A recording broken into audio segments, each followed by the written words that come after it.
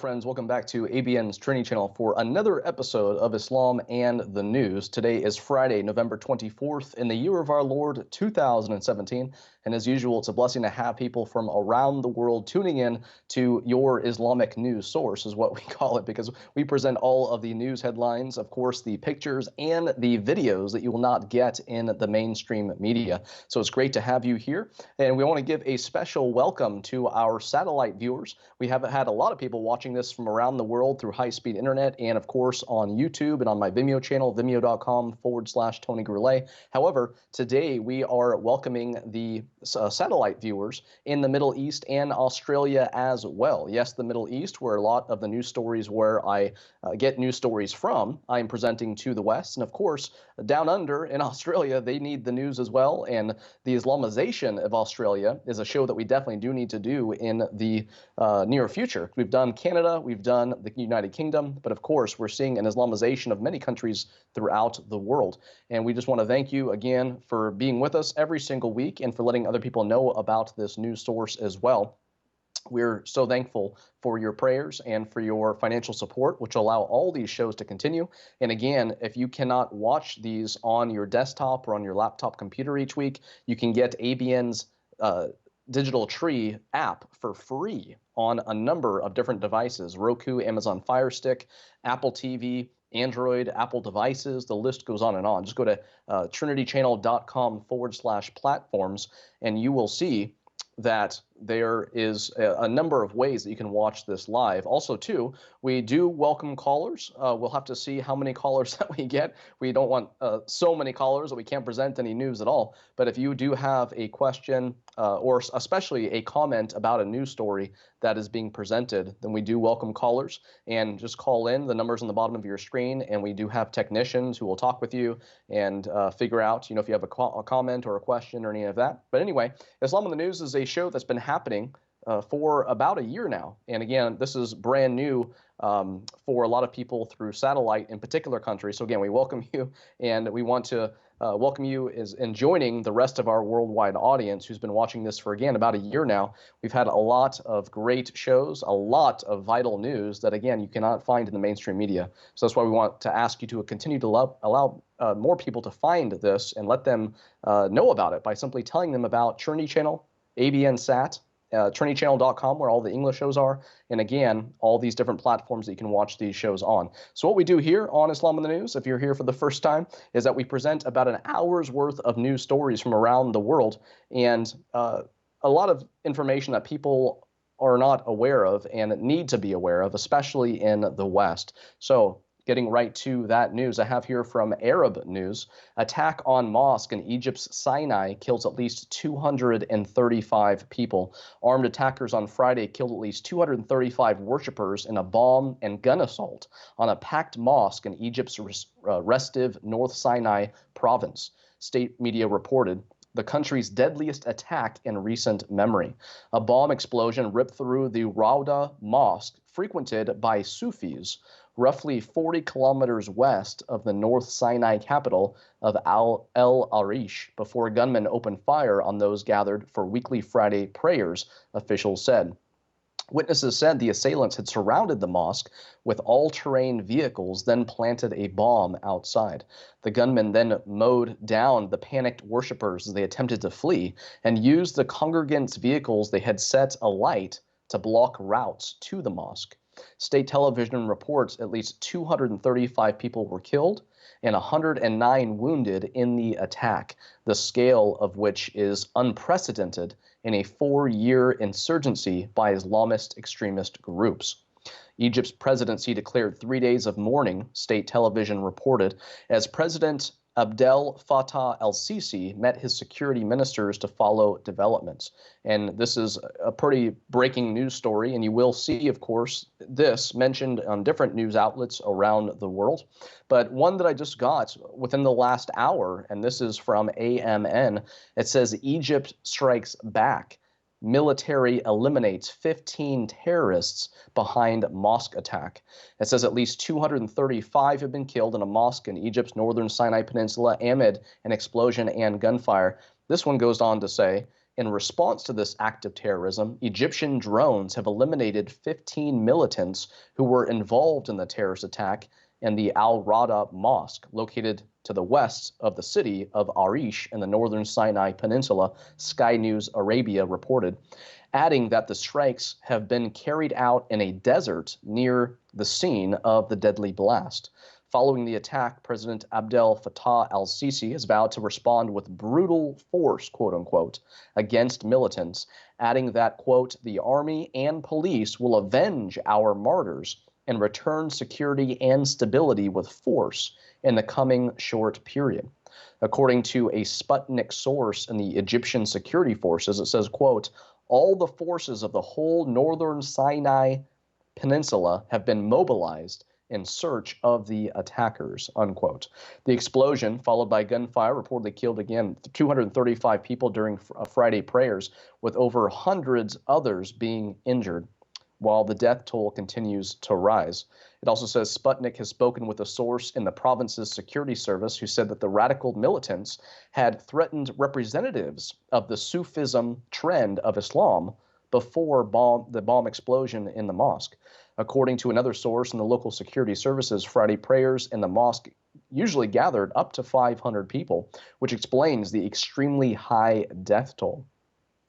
While the country's authorities have declared a 3-day mourning, Egypt's President Sisi is set to hold a top-level emergency security meeting to discuss the deadly attack, with an investigation already being launched. Now, this is not the only terrorist attack that just took place within the last 48 hours. I have here from Geller Report, London terror attack at Oxford Circus subway. It says here, London's Metropolitan Police tweeted, we have not located any trace of suspects, evidence of shots fired, or casualties. Officers still on the scene. If you are in a building, stay there. If you are on the street in Oxford Street, leave the area. Officers continue to search the area. More updates as soon as we have them. Now, she has here people running from Regent Street and Oxford Street across Hanover Square. Latest update from the police, we can't give you specifics, but there has been shots fired and explosives. So please stay in the shop and move to the back. Incredibly, the UK banned me because of my opposition to jihad terror. That was Pamela's last comment on that breaking news story.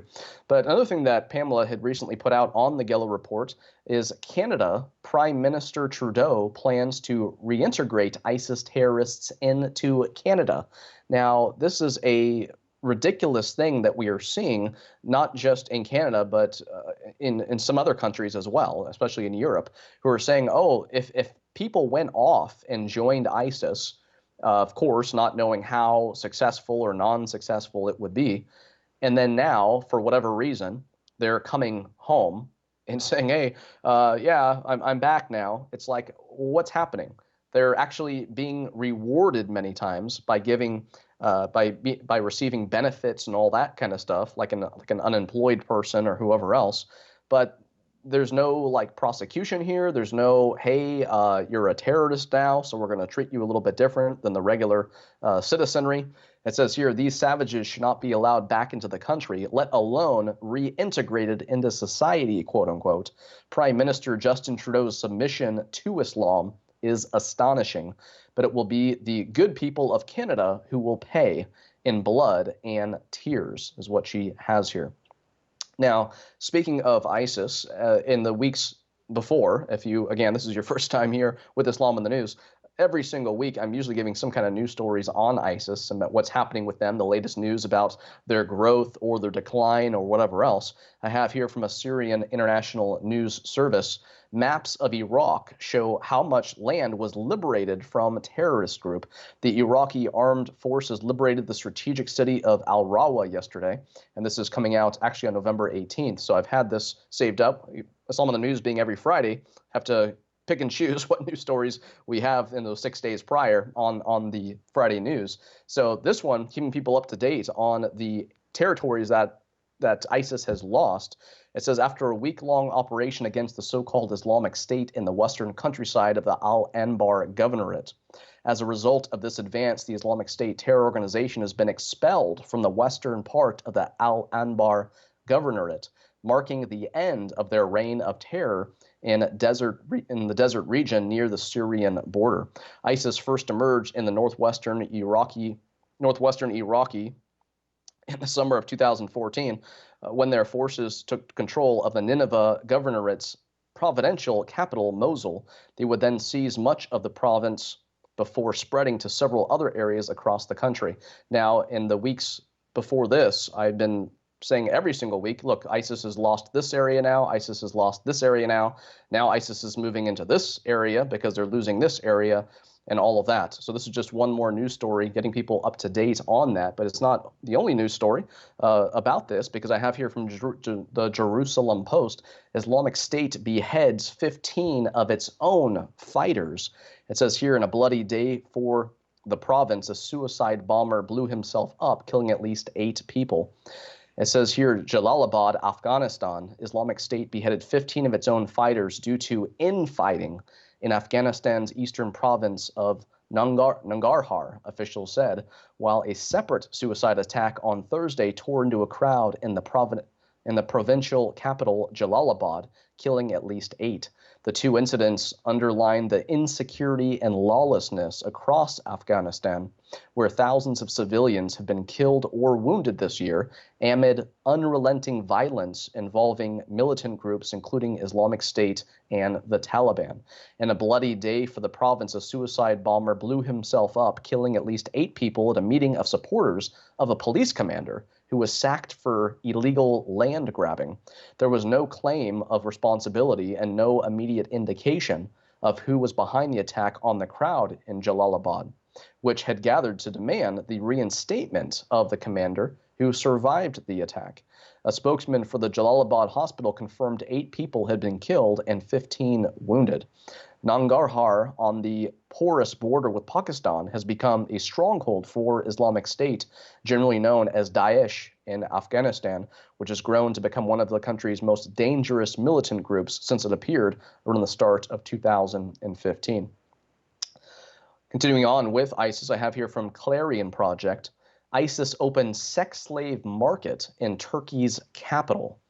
It says here, you may think ISIS's demise in Iraq and Syria would mean an end to its sex slave trading, but a new report says Islamic State has merely transferred its slave business into Turkey, including a market in Turkey's capital, Ankara. This means ISIS is involved in the slavery industry in a European country. During its years of power in parts of Iraq and Syria, ISIS held slave markets both in public and private. With its loss of power, Islamic State began smuggling Yazidi women across the border into Turkey. It imprisoned them with ISIS families it had shifted from Iraq and Syria into Turkey previous to the major losses in the territory. ISIS is also said to be negotiating with the close relatives of these women to release them after years of captivity, torture, and sexual slavery. The ransoms are believed to amount to thousands of dollars, which for many Yazidi families are sums they simply can't afford. It is understood that when the families don't meet the ransom demands, ISIS sells the women to the highest bidders. ISIS slavery operation is already up and running in 3 Turkish cities. And I'm going to try to pronounce these correctly: Gaziantep, Urfa, and Ankara, said Yazidi human rights campaigner Ali El-Hansouri, speaking to Sputnik's Arabic website. Not only is ISIS holding women against their will, but it says here, quote, ISIS is also not releasing Yazidi children who were transferred to Turkey, said El-Hansouri. Rather, it's holding them within the houses of its activists there. Amir and Amira, aged 8 and 9, are 2 such children currently in Kırşehir in central Turkey. A Yazidi organization managed to locate them. For the last 7 months, the group has been in contact with the Iraqi embassy in Ankara to help repatriate them. So far, to no avail. And this is something that is not surprising when we look at the life of Muhammad and how he lived. From continuing with those same pictures that I just had there, this is just a commentary from Robert Spencer from Jihad Watch. It says, in Islamic law, it is normal. The seizure of infidel girls and their use as sex slaves is sanctioned in the Quran. According to Islamic law, Muslim men can take, quote, captives of the right hand. Quran, Surah 4, Ayah 3, Surah 4, Ayah 24, and Surah 33, Ayah 50. The Quran says, O Prophet, lo, we have made unlawful to you your wives to whom you have paid their dowries, and those whom your right hand possesses, of those whom Allah has given you as spoils of war. 4:3 and 4:24 extend this privilege to Muslim men in general. The Quran says that a man may have sex with his wives and these slave girls. Quote, the believers must win through those who humble themselves in their prayers, who avoid vain talk, who are active in deeds of charity, who abstain from sex, except from those joined to them in the marriage bond, or whom their right hands possess, for they are free from blame. Again, that is Surah 23, ayahs 1 through 6. And of course, Robert Spencer always giving great commentary from primary sources, no doubt, on different news stories that are happening out there. Now, from Geller Report, I have Erdogan. The term moderate Islam aims to weaken the religion. Erdogan has said this before as he works systematically to dismantle Turkish secularism and turn Turkey into a Sharia state. Long held up as shining examples of modernity and the, quote, look what's possible in the Muslim world, unquote, Turkey was supposed to be proof in itself of the existence of moderate Islam, quote unquote, and its ability to succeed and thrive. But that was before the ascent of Caliph Erdogan. What he has done to, quote, secular Turkey is further proof, as if any were needed for those who aren't terminally self-deceived that Islamic reform, quote unquote, and moderate Islam, quote unquote, are blips in Islamic history, not trends, or any indication of what Islam will be like in the future. Erdogan is indeed not a moderate, quote unquote. He is a proponent of jihad and Sharia, monstrous, brutal, and extreme. Now, someone had asked recently why I have also referring to Erdogan as Turkey's caliph. I'm going to get to that in a moment here. But first, I have from A Times the rise and fall of Turkey's Erdogan. It says here, the president has taken a long, strange path to the crossroads, how he now faces, and every direction is fraught with danger. The Turkish president Erdogan cut a lone figure as at the trilateral summit of Russia, Iran, and Turkey at Sochi on Wednesday regarding a Syrian settlement. From position of being the friend of the Assad family, close ally of the United States, and leader of a major NATO power, influential voice in the Eastern Mediterranean and the Middle East, at Sochi he was wearing sackcloths and ashes, pleading with his Russian and Iranian counterparts to accommodate Turkey's core interests of sovereignty and territorial integrity. Make no mistake, the U.S. is warning of a regime change in Turkey. The wheel has turned full circle for Erdogan.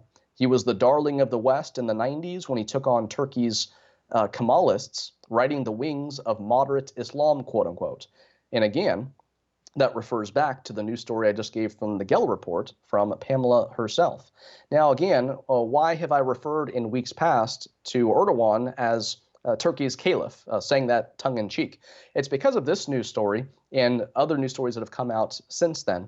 But this one was actually from Shubat, and it actually came out in July of 2016. But it says here, Muslim scholars worldwide declare Erdogan to be the supreme leader for the entire Muslim world. And it says, after the failed coup in Turkey, a crucial letter of allegiance granted to Erdogan covered it with zero mention in the West. It consists of what many viewed as a direct command from heaven itself to Erdogan, declaring that Allah, quote unquote, including the angelic host and the saints, appointed Erdogan to be given allegiance by all Muslims, including all Muslim scholars from all four corners of the globe. Now, of course, the man standing right next to Erdogan in that picture that you just saw was none other than Yusuf al-Qaradawi, the spiritual leader of the Muslim Brotherhood. Now, keeping that picture on there, a news story that came out recently from the Global Muslim Brotherhood Daily Watch was Interpol removes Qaradawi from wanted list. The Saudi-owned pan-Arab television news channel Al Arabiya reported in September that the Egyptian government has denied that Global Muslim Brotherhood leader Yusuf Qaradawi has been removed from an Interpol wanted list, according to the report. Now, it has the report here if you want to go to globalmbwatch.com and find that. And then it says, however, the Interpol link to their red notice now no longer has any information referring to Qaradawi, and a search of their database returned with no hits for his name. In December 2014, GMBDW reported that the International Police Agency, Interpol, had issued a red notice for Yusuf Qaradawi, who states that the Global Muslim Brotherhood leader is wanted by the judicial authorities of Egypt for prosecution / to serve a sentence. According to the notice, the Egyptian charges against Qaradawi were as follows, and it says here, agreement, incitement, and assistance to commit intentional murder, helping the prisoners to escape, arson, vandalism, and theft. As we noted at the time, red notices issued in this manner are only temporary and are subject to review, part of which will undoubtedly consist of a determination as to whether or not the charges against Qaradawi are politically based. Now, Qaradawi being the spiritual leader of the Muslim Brotherhood, and for those who are not aware, the Muslim Brotherhood began in 1928, 4 years after the fall of the Ottoman Empire, because Hassan al-Banna in 1928 created the Al-Ikhwan al-Muslimin, the Muslim Brotherhood. And his grandson is none other than Tariq Ramadan, who has been in the news quite a bit lately as well. Actually, I have here from Al Arabiya, Swiss reports in Geneva, Tariq Ramadan abused his underage students. 4 former students at Tariq Ramadan, 3 of whom have been claimed to have slept with him when he was married, have come forward with this new information regarding the renowned Islamist intellectual figure. The details were included within a new shocking article which has been recently published about the period of time when Tariq Ramadan was teaching in Switzerland during his youth. Now, we've had many news stories here before on Tariq Ramadan, and of course, more recently, the charges, or the accusations, I should say, the accusations of rape that have come from multiple women. And I have here from Al Arabiya as well, French woman accusing Tariq Ramadan of rape placed under police protection. This is the first of the 3 women to come out and say that she was raped by Tariq Ramadan. It says here, Henda Ayari, the first woman who came forward against the Swiss Islamist thinker Tariq Ramadan on rape allegations, has been placed under police protection after receiving death threats and insults, her lawyer said on Wednesday. According to the lawyer, the former Salafist turned secular feminist has been harassed for nearly a month via messages on Facebook and Twitter, her answering machine, and by people who come ringing at her home. It says here, quote, "This is not trivial. These facts are punishable by 3 years of imprisonment. It must stop," Jonas Haddad, Ayari's lawyer, had said. Rion prosecutor Pascal Prache confirmed the complaint in presence of death threats and said that the investigations are ongoing. In her complaint, Ayari mentions the fact that she was called a whore paid by the Jews and the Zionists. Ramadan is currently under investigation in Paris for rape, sexual assault, violence, and death threats against 2 women, including Ayari. Now, as the Muslim Brotherhood has been in Egypt since 1928, and as we have seen it grow throughout the world and its many front groups, even here in the West, in America, there are a number of Muslim Brotherhood front groups. Again, none of them have Muslim Brotherhood on their sign out near the street. You actually have to do your research in order to find this out. Of course, a lot of these different places or organizations were listed in the memorandum that was found back in, I believe, 1991, when the FBI had done an investigation and found this amongst about 80 banker boxes full of documents when they were taking pictures of a bridge in Virginia, I believe. But the document listed a number of different organizations, and we see a number of those organizations right here in the United States, from college campuses to bookstores to these different places. Now, here from the American Thinker, this is actually an article that came out in June, but I think it's an article that is very important, and it's always a timely article as far as we see the Islamization take place. But again, this is from the American Thinker, and it's called How Muslims Take Control of America. It says here, American mosques, warehouses of jihad. They do it first by establishing mosques in every town and city. These meeting places are perfect warehouses of not only indoctrination, but future terrorists who are made to read and understand the principles of jihad, martyrdom, and Dar al-Harb, the land of war, any place not Islamized. Mosques cost money, and the money for these warehouses of hate is coming straight from Saudi Arabia. These mosques are being infused with an activist strain of Islam, Wahhabism. If you have to ask where the Saudis are getting their money, you are not paying attention. It's coming from you. This is referring, of course, to all the gasoline and stuff that is bought throughout the United States and the West, of course. And the second thing that's listed on here is mosque leaders promote Sharia. Mosque elders tend to be sent to the U.S. with one clear mission: make Sharia law the supreme rule within the United States, using any and all tactics necessary. Next, from within the safety of their local mosques, they begin to use their revolting practices, righteous youth, and wild sermonizing to force Gentile Americans to relocate to a safer, less threatening neighborhoods and cities. Of course, not all Americans will move or can afford to do so. So to take control of a town, Muslims will not need to evict anyone. They probably need about 25% in order to make life very unpleasant for those who do not go along with their demands. The third thing on this list is political Islamist infiltration. They will elect Muslims to all positions of local influence who will create and enforce policy according to the Quran. Once they have control over a town, they will begin to establish informal Sharia, and there's nothing that the government can or will want to do about it. It goes on to talk more about that, and the fourth thing listed here, Islamists ally with leftists.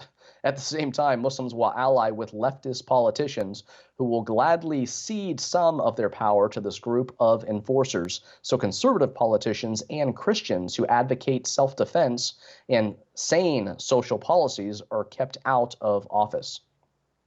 Now, it has a few more things here. I'm just going to give these lists, give the rest of this list to you. You can find again at American Thinker. Islam will destroy our Constitution, and Islam is irreconcilable with our culture. Those and the ones I read to you previously are all available at American Thinker. Again, this article was called How Muslims Take Control of America, and you can find that there. We do have to take a short commercial break, so we'll be back in just a few minutes.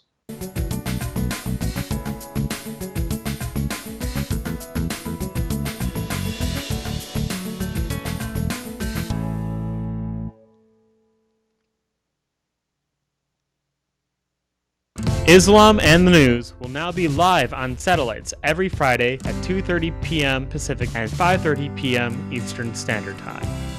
Your Islamic news source with Tony Gurule will now be broadcasting to North America on Galaxy 19 and to Australia and New Zealand on Optus D2. Tune in on satellites to view this program in addition to our digital platforms. For more information, call the number on your screen. Now in the palm of your hand is the updated ABN SAD app, so you can now watch all the programs, shows, and channels in different languages. You can download the app in the App Store related to your device. Once downloaded, you will see 6 different categories within the ABN SAT app. The first category being the English category, which includes 18 different channels. The Arabic category includes 31 channels. The Worship category has 5 channels. The Discipleship category includes 5 channels as well. For more information, please call the numbers on your screen or visit our website at trinitychannel.com. ABN Set TV Ministries is now a part of Amazon Smile. This means that any purchase you make on their website, Amazon will donate 2% of your total purchase to ABN with no additional cost to yourself. All you have to do is sign up at smile.amazon.com, and after you signed in to your regular Amazon account, just search for our ministry by typing Aramaic Broadcasting Network. Then click Select next to our name, and you're all set to support us. Set up your Amazon Smile account today by selecting Aramaic Broadcasting Network as the group you want to donate to. Be a part of Amazon Smile and help ABN Set TV Ministries grow by having Amazon donate to us whenever you make a purchase on their website.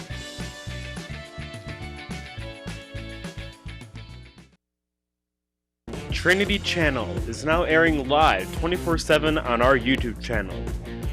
Apologetics, debates, and discipling are now constantly streaming for all of our YouTube viewers. Be sure to comment on, like, and share our stream to support Trinity Channel's efforts to disciple all nations. Watch live on YouTube today.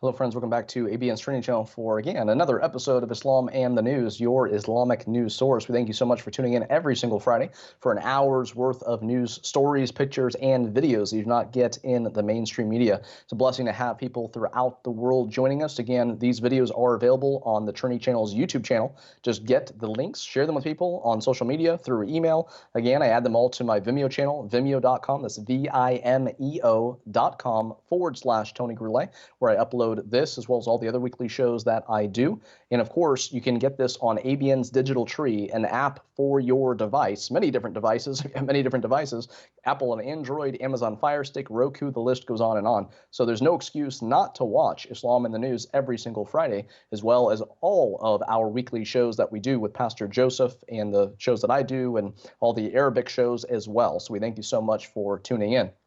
Before the break, I was talking about Muslim Brotherhood and, of course, the many front groups who are here in the West. I have here from WND, CARE leader refuses to denounce Hamas, Muslim Brotherhood, but he makes it clear we carry a big stick. It says the Minnesota leader of the Council on American Islamic Relations was asked during a community meeting Saturday if he would renounce the terrorist organization Hamas and the Muslim Brotherhood. He refused. The event at the St. Cloud Public Library was part of CARE's ongoing anti-Islamophobia campaign that it launched in the wake of the election 1 year ago of President Donald Trump. About 30 people attended the event Saturday, and they were told Muslims are on the verge of being rounded up and placed in internment camps, just like the Japanese were in 1942 under an executive order signed by President Franklin Roosevelt. And this is something that we continue to see here in the West. Again, CARE, the Council on American Islamic Relations, being a front group of the Muslim Brotherhood. And we see all the time, I mean, whenever there's anything that happens in the United States, it seems, when they want to get a Muslim viewpoint, who do they call? They call someone from CARE who, you know, if you haven't seen the videos, you need to watch past episodes of Islam in the News to get the things that they are saying. Here is a more recent one that just happened recently, and this is in regards to, Islam being integrated into Western school textbooks and having a more of a prominence on that than on any other religion, quote unquote. So check out this video right here. Bristol Middle School was forced to cancel a world history talk featuring a Muslim speaker after a series of threats. Mayor Ellen Zaposasu says the threats were made targeting the teacher who organized the event and made the decision out of concern for safety. The decision prompted a flurry of comments on Facebook, with some writing religion does not belong in public schools and others defending the lecture, saying learning about other cultures and religions is an important part of education. The chairperson for the Connecticut Council on American Islamic Relations agrees, saying religion is an important part of world history. We're not preaching religion when we're bringing speakers into the classroom. We're explaining why certain people believe certain things and how it affects their daily lives. The mayor says the town is hoping to plan a community event to discuss diversity in different cultures, including religion. So, of course, saying why you believe something and, why you believe it, what you believe, I mean, all that, falls under the freedom of speech that is here in the West. And that should go, both ways, or technically all ways, right? I mean, everybody has freedom of speech, freedom of thought, freedom of expression. But this here, people are complaining because it is actually a school or school district or whatever who's actually implementing Islam, taking, field trips to mosques and having a spotlight on Islam. Now, of course, this is a result of the textbooks and even different groups who CARE has gotten in touch with, saying, hey, this is Islamophobic, quote unquote. Anything critical of Islam is then whitewashed or just deleted altogether. So they even have an app that allows someone to report Islamophobia, quote unquote. Now, I've noticed that most people who use the term Islamophobe or Islamophobic in an accusatory way are usually faxophobic because they don't like to admit what the primary sources of Islam actually say. And what happens when you criticize Islam? Again, not Muslims. Muslims are people made in the image of God who need a savior. But when you criticize Islam or the Quran or Muhammad, what happens? Now, at Islamophobia.org, which is a URL owned by CARE, they have a list of Islamophobic organizations, quote unquote, Islamophobic individuals. And I actually have pictures here of if you click on the Islamophobic individuals, they actually have a list of people here, as you can see. They have sketched drawings of them, and you click on any of them, and it tells you about them and why they're Islamophobic and all other stuff. But all they're doing is using their freedom of speech to criticize a religion they don't agree with or don't support, or a ideology. And as we've said many times, Islam is not just a religion, it's a religio-political system. It's a religion and political ideology combined. So guess what? People here in the West, if you don't like to talk about religion and politics, well, then you can't talk about Islam, because Islam is a mixture of those two things. But we need to reach out to our Muslim neighbors and coworkers and friends and classmates and all of that, because again, we as Christians are Muslims' only hope. No one else is going to share the gospel with Muslims. We need to do it ourselves. But I have here, if we can show these pictures, I have here a number of pictures. The first one says here CARE, and it has some people listed. Let me get here. There we go. So we have that one. We have a few more pictures to show you as well. And all of these are, again, found on this website calling these people Islamophobes or Islamophobic. Now, I mean, why isn't there an app to promote Islamophilia, or to promote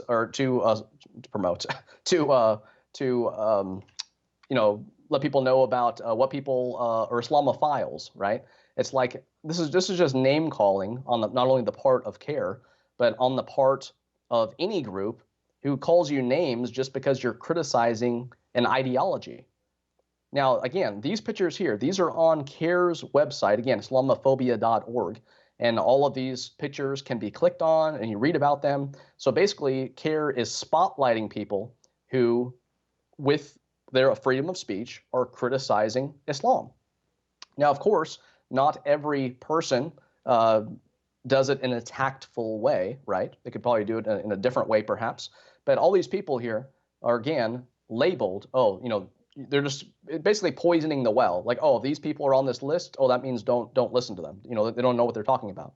But when these people are actually quoting Islamic sources, well, then, what can you say? It's like, we have people here who have studied Islam for many, many years. They know what they're talking about.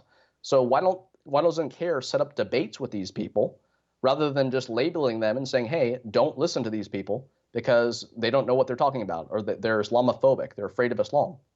So anyway, very interesting, because what happens when this side of these people who were talking and saying this stuff, what happens when they use their freedom of speech?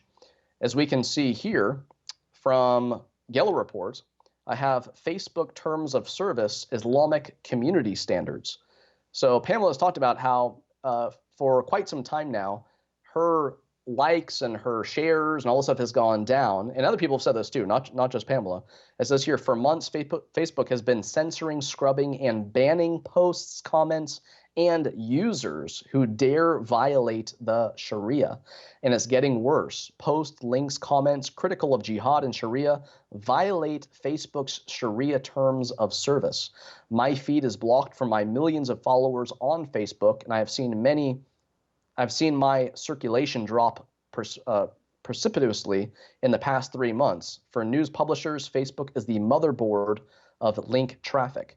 No news site can survive without them. None of us are immune, which is why my traffic is down upwards of 95% since this block. My Facebook page has well over 1 million followers. Add my organizations to that, and it is roughly 2 million people. Now imagine their sharing capability, and their friends and their friends. You get the picture. If it's how we fight fake news. All of my Facebook followers experience similar issues with their posts and shares. I receive scores of emails every day from readers telling me of new blocks, bans, and Facebook jail sentences. It's why I am suing. So Pamela is now suing because of this. It is a hindrance on freedom of speech, because not only is it being hindered and muffled, but what happens when it does get out there?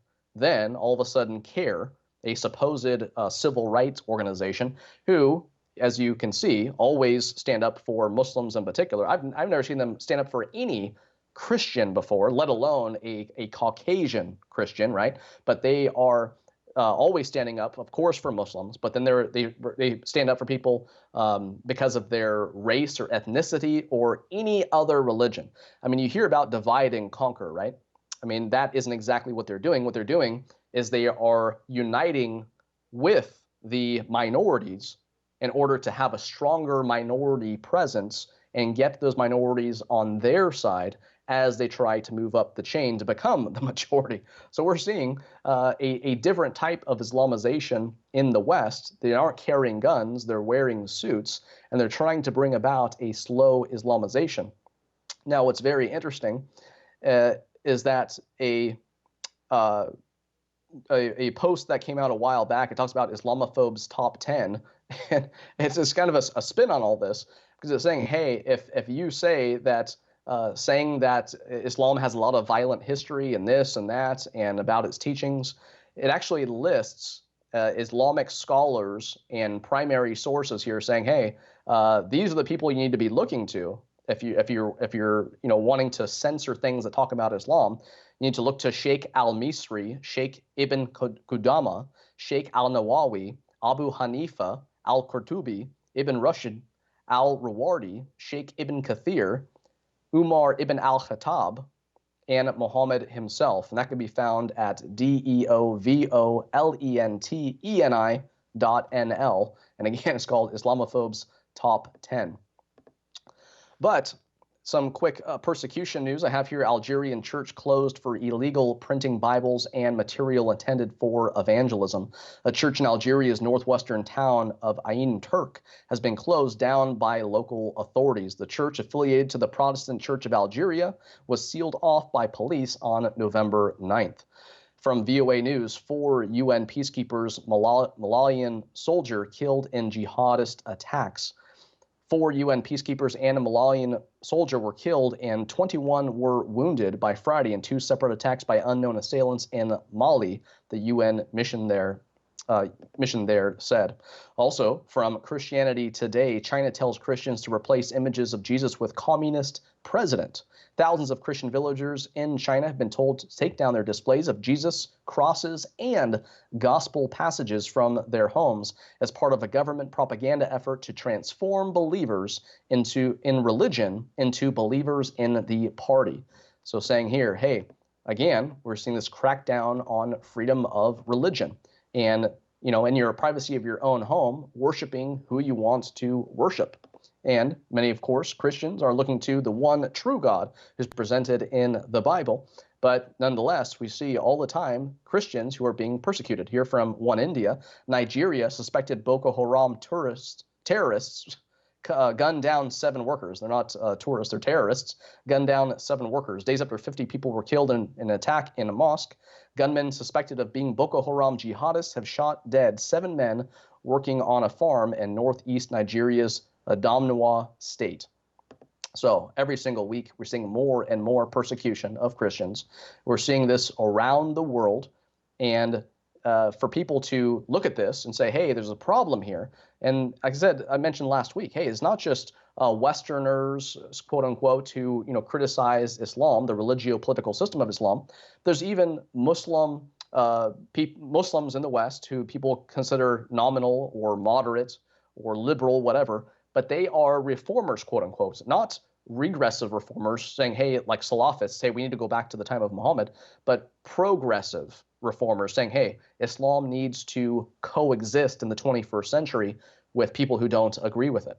Now, again, they are being called liars, basically, by other Muslims who say, no, Islam does not need a reform, or moderate Islam is all there is. There is no violence or anything like that, which we, again, find in the primary sources. But this next news story is a perfect example of something that is very rare, but a bunch of Muslims on Facebook are going gaga over this news story. It says here, a father of murdered pizza delivery driver forgives killer, brings court to tears. Now, I have a couple of videos here sharing some details about this. Go and play the first one for you now. An emotional courtroom as the victim's father took the stand, his impact statement offering a lesson in forgiveness. I blame the devil who misguiding you and misleading you to do such a horrible crime. No, I don't blame you. I'm not angry at you at all.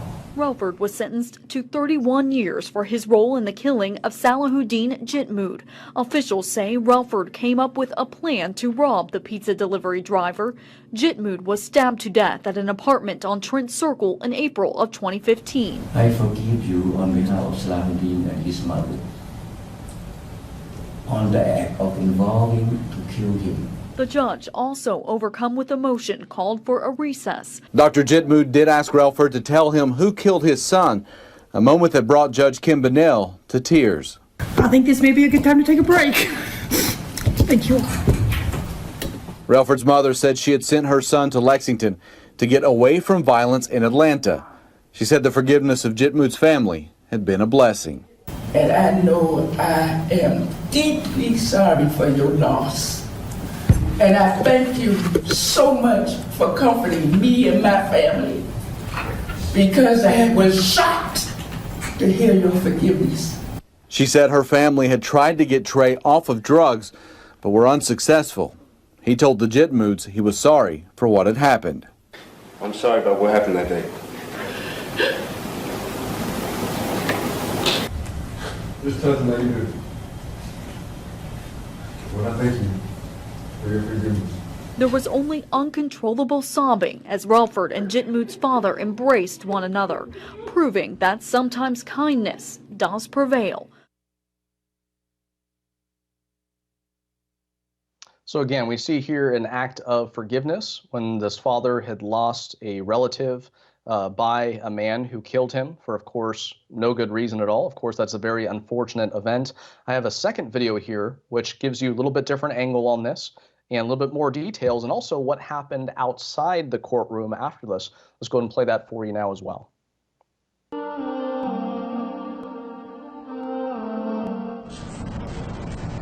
My son, my nephew, I forgive you on behalf of Salahuddin and his mother.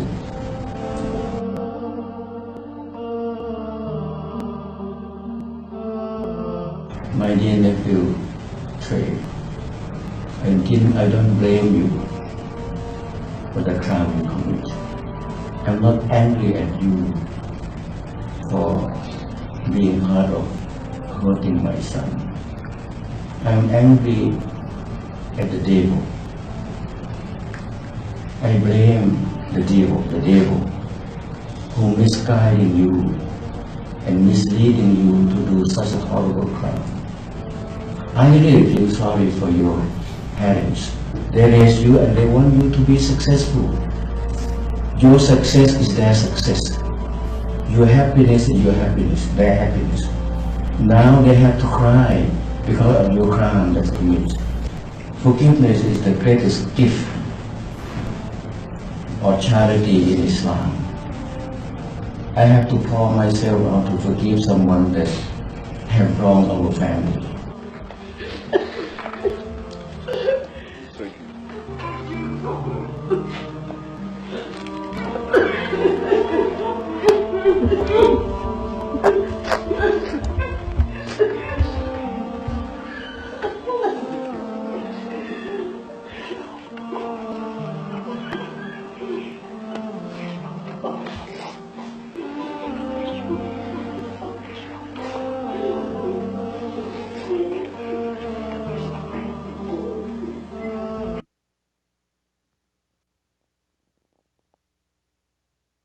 God said in the Holy Quran, Wallahu Ghafurur Rahim. Allah, Almighty God, is the most forgiving and the most merciful. Now I said, my nephew, God gonna forgive you because He promised in this word, He's the most forgiving, the most merciful, provided I forgive you first. So I did forgive you. So now God turned to forgive you. So reach out to Him. I want Him to reach out to God. You have a new chapter of good life coming. When you come out from your confinement, do righteous deed, because your righteous deed gonna lead to the path of truth, lead them to God Almighty. That's my message to my nephew.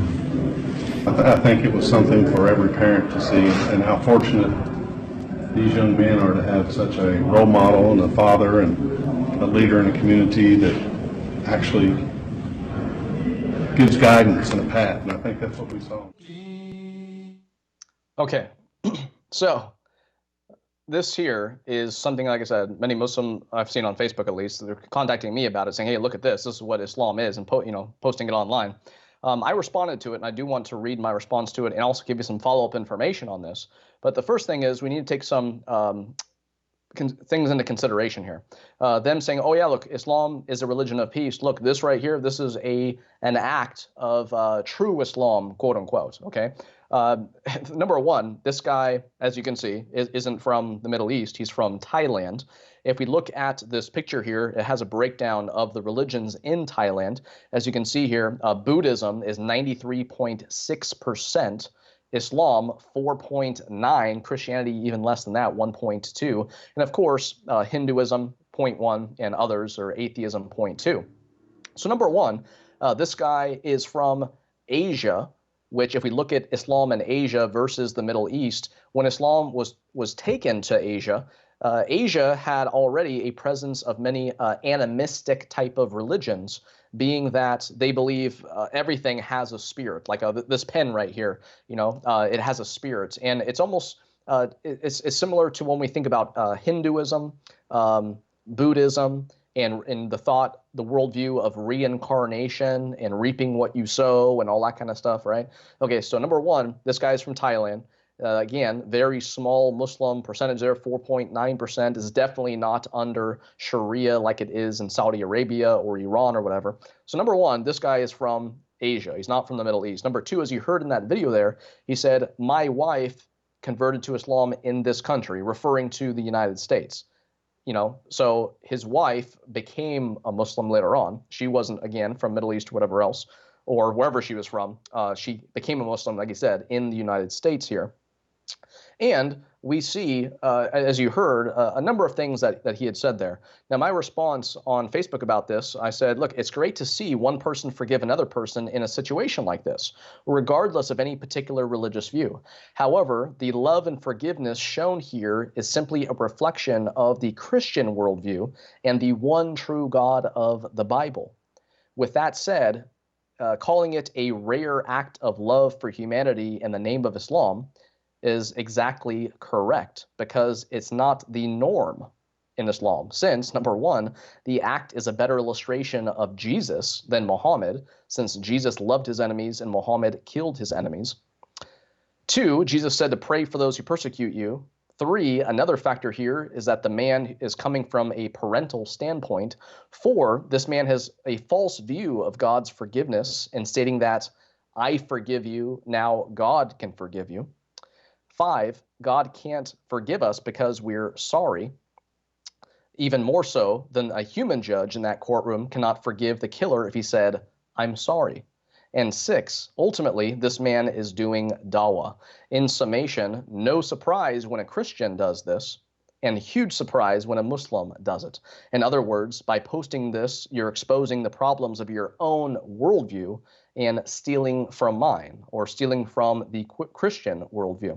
Now, the reason why this historically is very surprising, and again, not an accurate depiction of Islam, I have here from Religion of Peace, the myth, Muhammad was a forgiving man. And this myth is debunked because here in this news site, it lists all the different things that, or many things that Muhammad did in his life, which actually refute this this act that this father had done here.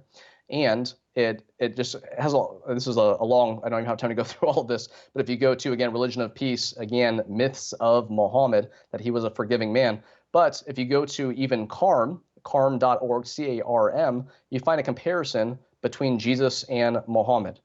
If you go to WND, you see a difference between Jesus and Muhammad compared.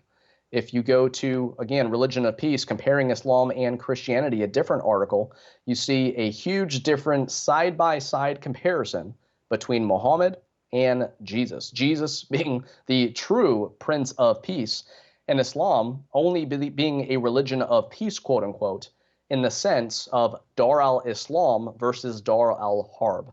Is Islam a religion of peace? Not in the Western sense of peace and tranquility, but only under the sense that when the whole world is under Sharia, then it's Dar al-Islam, the house of peace. But do we see peace, quote unquote, in any Islamic country throughout the world that's under Sharia right now? No, we don't. Do we see anyone in the West, any Muslim, saying, hey, I can't wait to move to this country to live under Sharia? No, we don't. We see people in countries under Sharia coming to the West, which many people say is al-Hijra happening today. And this is one more reason why you need to stay tuned to Islam and the News every single Friday for many news stories, pictures, and videos that you will not get in the mainstream media. Please continue to pray for us and support ABN and the Trinity channel financially, which will allow all these vital shows to continue to be broadcast throughout the world through satellite, through high-speed internet, and on the many digital platform devices where you can get and watch these shows every single week. So thank you so much for being with us. Please stay tuned to the Trinity channel for many other weekly shows. And also come back next Friday for more Islam and the News. In the meantime, God bless you and good night.